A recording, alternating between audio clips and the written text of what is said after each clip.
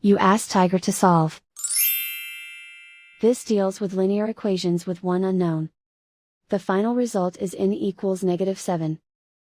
Let's solve it step by step. Group all constants on the right side of the equation. Add 7 to both sides.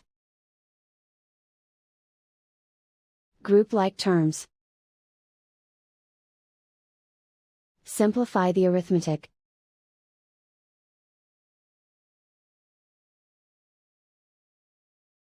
Isolate the n.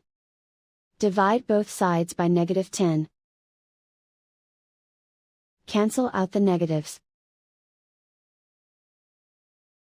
Simplify the fraction. Move the negative sign from the denominator to the numerator. Find the greatest common factor of the numerator and denominator. Factor out and cancel the greatest common factor. And so the final result is n equals -7.